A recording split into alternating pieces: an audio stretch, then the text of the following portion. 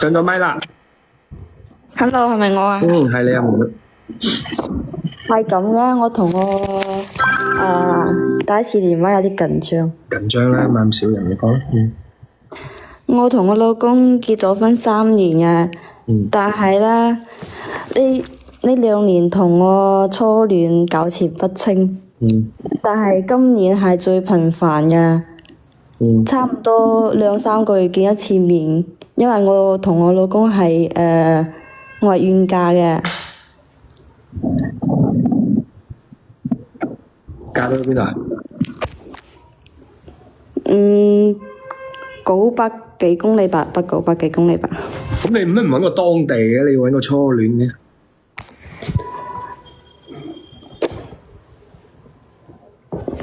你聽我直播幾耐啊？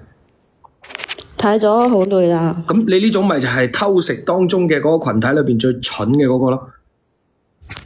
你都偷食咯，你唔揾個新嘅；你都偷食咯，你揾個舊嘅；你都偷食咯，你唔揾個近嘅。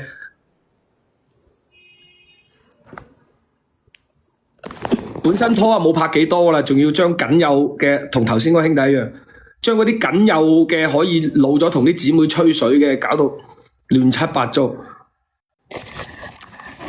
因為當時咧係識咗啲人好亂啊，都係你初戀唔亂咩？你初戀唔亂，佢唔覺得咁多年翻嚟搞翻你？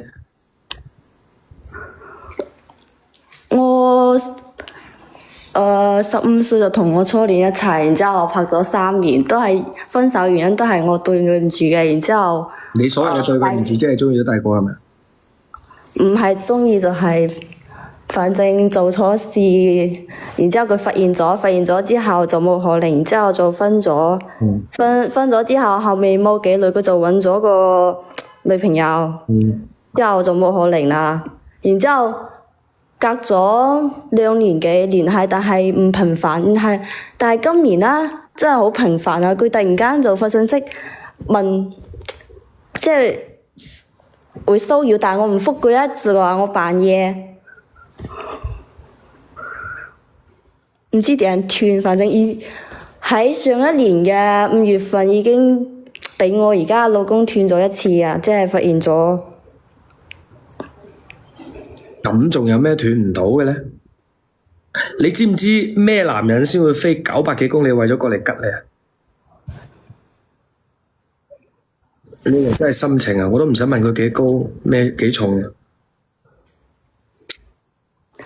佢本身係都想即係過嚟揾我，但係我拒絕佢啊！佢上800幾公里過嚟呢邊揾我，但係我返去嘅次數都好頻繁啊！咁你同你老公仲過到咩？呢啲叫渣男，呢啲揸唔起吧？唔好一日到黑開口埋口就渣男啦！你渣男首先要靚仔吧，首先要得食吧，先叫得渣吧？呢啲唔渣吧？你話嗰啲拋妻棄子嗰啲叫人渣吧？你個個都做到渣男噶，呢啲叫渣男。哎呀，真係！但係每次嘈得好犀利，到我都以為斷咗，然後後期佢又揾返我，然之後因為你又想有人揾你，有冇其他人嚟揾你？你揾嚟揾去得佢。因為我仲中意佢嘅，但係就係因為係想我唔信一個為咗打啤飛900幾公里嘅人有幾得人租。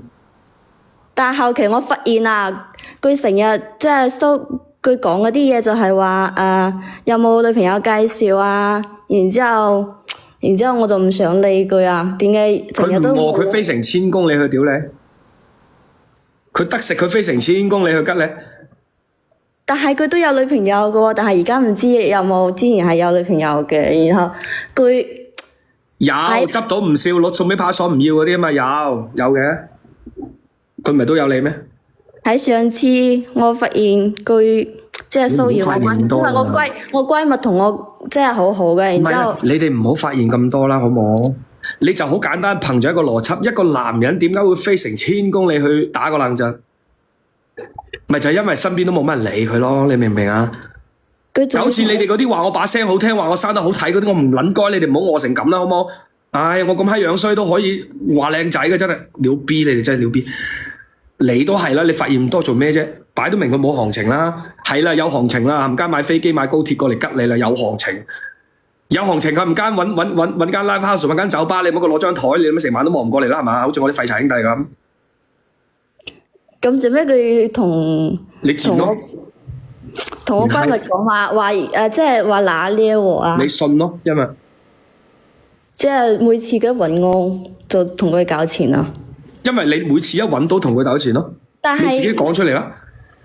但係上個月啦，我係冇揾佢，佢都唔知我翻咗佢個城市，然之後隔咗一個星期，佢就話開車見到個女嘅咁似我嘅，但係我已經離開咗個城市，然之後就開始糾纏啦。然之後我又翻去見咗佢，見咗之後又同佢打咗啤。你都餓啦，但係你都餓啦，我都話咯，你又唔想佢揾你，但係又冇其他人嚟揾你，有幾難走到出嚟啫？你哋好多人所謂嘅戀愛腦唔係啊，冇得揀啊！唔好將自己嘅冇行情包裝成專一啦。每次嘈得好犀利嘅，我同佢，但係到後期又係呢啲叫愛啊？你覺得呢啲叫愛？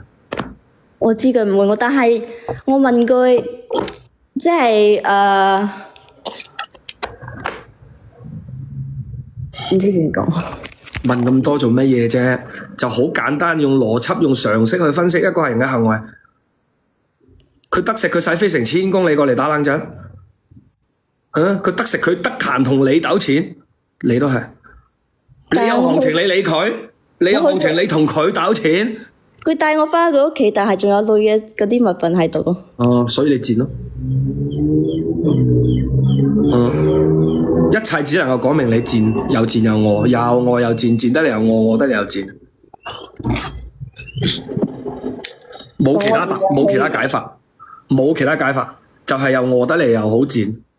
我又餓啦，冇辦法啦，又冇其他人嚟揾我啦。即係我同佢斷唔到。點？哦，咁應該係斷唔到，因為你斷咗你又餓。唔係啊，而家係因為我同我老公而家係呢幾年都已經係催生小朋友。咁催生小朋友同你揾初戀有咩必然嘅關係啊？但係如果有咗之後就應該佢就唔會糾纏啊嘛。咁起碼嗰頭3個月唔得啦，係嘛？咁頭3個月到生之前嘅1個月唔得啦，係嘛？呢啲我識啊。點樣做先可以大家唔揾大家？哦，你唔揾佢都唔得，仲要求人哋唔揾你。你請個僱傭兵咯，請個豬之傻咯，一槍打爆佢左腎或者左邊睾丸，咪大家都唔使煩咯。你都忍唔住唔理佢，你要求人哋唔嚟揾你啊？你都唔係斷唔到，你就係斷咗就冇啦，斷咗就冇啦。你好清楚，你斷咗就冇啦。問題係結咗婚幾年，然之後而家個問題就係你好清楚，你同呢個初戀斷咗就冇人再揾你啦。我一直想斷嘅，因為冇人揾你啊嘛，所以你同佢斷唔到嘛。我講得冇錯啦。咁我有好好想生活噶，但係一直咁我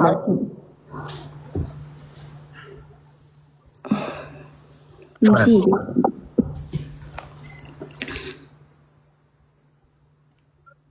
高明我都唔拖，你老味900公里過嚟打個冷震，你都真係問我點斷？斷唔到，冇得揀，因為你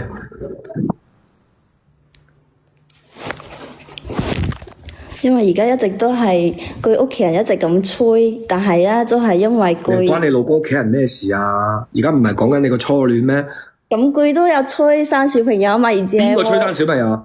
我老公嗰邊。咁你老公嗰邊催生小朋友同埋你個初戀佢一直想要小朋友，但係我已經拖咗幾年啦，已經係唔係啊？你老公催你生小朋友同你同出軌個初戀有咩物理上嘅關係啊？有咩邏輯上嘅關係啊？哦，即係個初戀齋屌唔拖，齋屌唔生，你老公唔得，個屌完催你生，所以你中意個初戀，冇可能。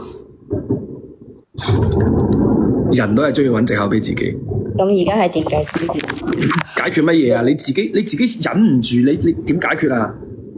你忍唔住又食唔到好嘅，你有乜點解決啊？冇得解決啊！你呢個解決唔到啊？就只能保持咁嘅關係啊？你唔係已經保持咗好多年啦咩？而且你撈得最差嘅就係你偷食，仲要俾人發現，俾人發現仲要冚家。唔係啊，佢一直知道㗎，但係嘈咗交之後，佢拆穿我。所以你老公都冇得揀。佢一直有聊天記錄㗎，然之後我哋嘈得好犀利，然之後佢問我係咩回事，佢直接攤牌。所以你老公都冇得揀，明唔明啊？你哋係三個冇得揀嘅人。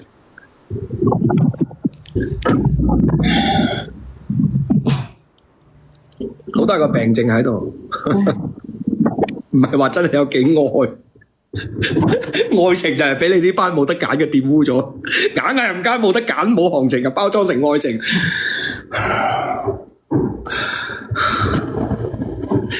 真正嘅戀愛腦唔係咁噶，真正嘅戀愛腦係所有嘅追求者都好過而家身邊嘅嗰個，就係俾鬼迷咁樣，硬係無限咁遷就佢，呢啲就叫戀愛腦。所以唔好開口就渣男，開口就戀愛腦，唔係個個都有資格做嘅。唔係個個都有資格做嘅，戀愛腦係真係冇任何一個攞出嚟都比而家呢個好，但我依然發傻咁樣揀呢個對我唔好人，呢啲叫戀愛腦。渣男係咩呢？我好多人有得揀啊，而且首先係一個靚仔，跟住呢，佢唔專心於唔甘心於淨係揀一個，佢揀下呢個又揀下第二個，又揀翻呢個又揀翻第三個，呢啲先有資格叫做渣男。你呢啲基本上冇得拆。即係指定咁樣，你會咁樣，唔係你只能咁樣，係你會咁樣，你會咁樣，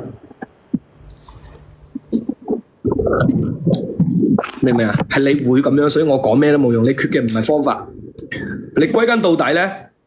但係因為結咗婚幾年，然之後都未有小朋友，然之後但係咧，我每嘅一個接一個已經。所以好多嘢講，即係好多閒言閒語。你而家都仲在乎閒言閒語啊？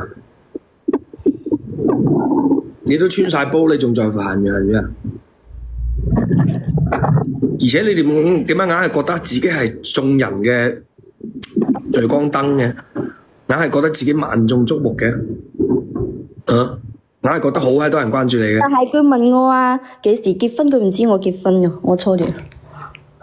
佢點解會問我幾時結婚？但係佢一直都唔知我結咗婚。冇可能，佢唔想拆穿你啫。佢仲要問我幾時結婚？佢唔想拆穿你。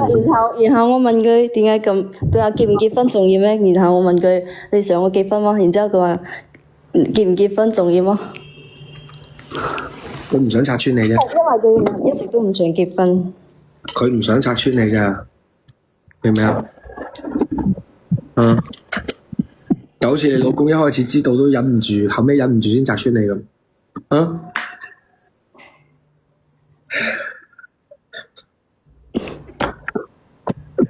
我採訪下嫁咗去邊度？我啊900公里，江西啊？江西都唔得啊？福建。啊？福建啊？唔知佢有冇睇你直播？因為我同佢一齊都睇你直播。睇都唔緊要啦，兩個都冇得揀，咪死到糾纏咯。唉。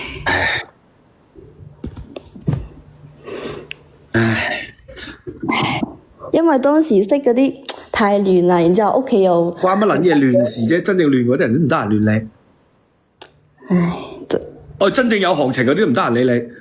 好亂啊！佢好亂，我先唔揀佢嘅。你指住嗰個生到冚間廣佛王家業，佢好亂啊！我唔揀佢你咯，俾人哋揀你先得噶。人哋唔得閒嚟亂你。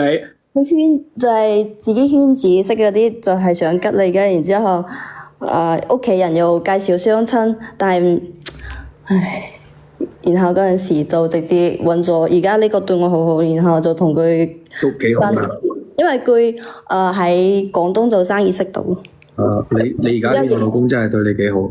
疫情之後就跟咗佢返呢邊啦，已經返咗嚟幾年生活呢度。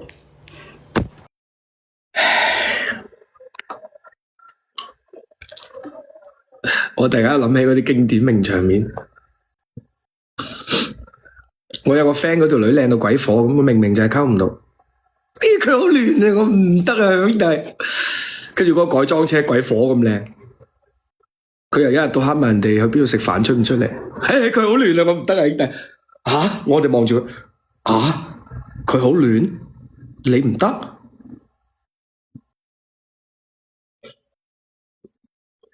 跟住佢又日日點嗰個香檳。哎呀，兄弟啊，佢好亂嘅，我唔得啊，佢做香檳。啊？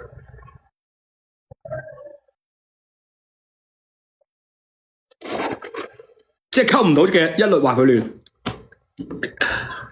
出嚟行個邏輯就係，只要我溝唔到嘅，佢好亂，我唔制。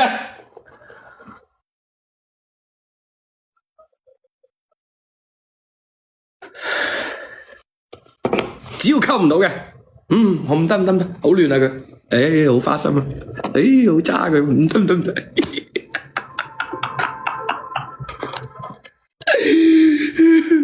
成個玩靜語咁，唔得啊！佢好亂啊，唔制，唔得啊！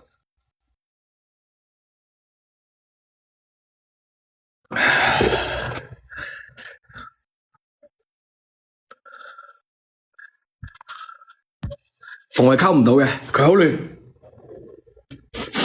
逢係溝唔到嘅，佢好渣；逢係溝唔到嘅，我唔制啫嘛，我唔制啫嘛。